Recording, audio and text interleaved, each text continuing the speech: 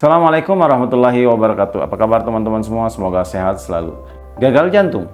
Gagal jantung adalah kondisi ketika jantung bekerja kurang maksimal atau kurang efisien dari biasanya. Hal ini mengakibatkan jantung tidak dapat memompa cukup oksigen dan nutrisi untuk memenuhi kebutuhan tubuh kita. Kondisi gagal jantung ini ditandai oleh banyak gejala, salah satunya batuk yang timbul di malam hari disertai dengan sesak napas. Penderita gagal jantung di Indonesia terhitung cukup tinggi. Menurut penelitian dari International Journal of Cardiology, sebanyak 5% penduduk Indonesia mengalami gagal jantung.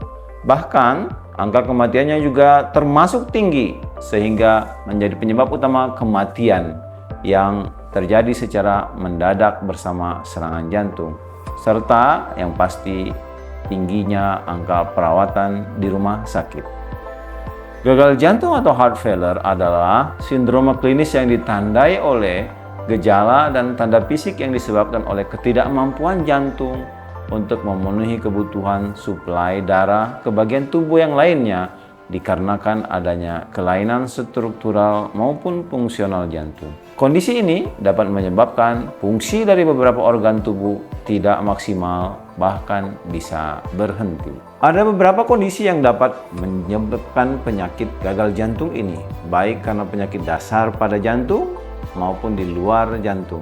Beberapa risiko dan penyebab gagal jantung adalah gangguan ritme jantung, gangguan otot jantung atau kardiomiopati, infeksi pada jantung atau miokarditis, gangguan katup jantung yang mengalami kerusakan.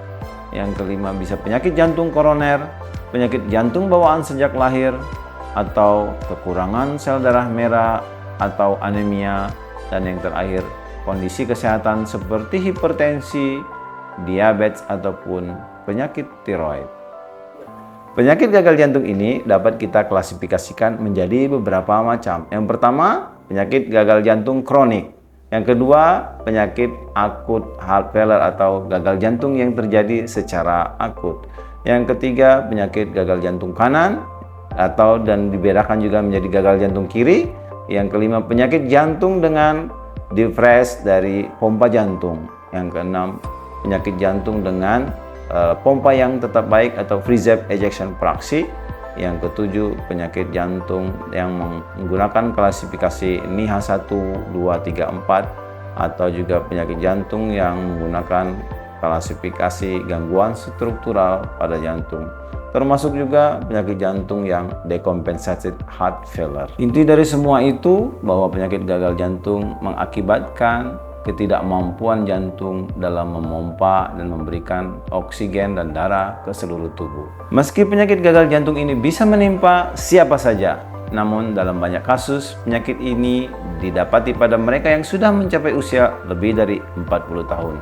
Selain itu, wanita memiliki prevalensi yang lebih tinggi untuk mengalami kondisi ini ketimbang pria pada usia lanjut.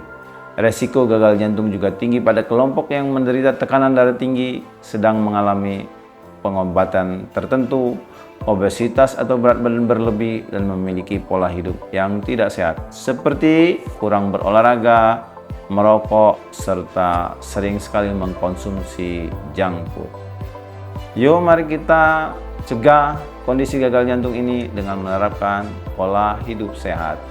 Sekali lagi, terapkan hidup sehat, mulai dari diet sehat, banyak beraktivitas, termasuk olahraga, hindari rokok, dan lain sebagainya.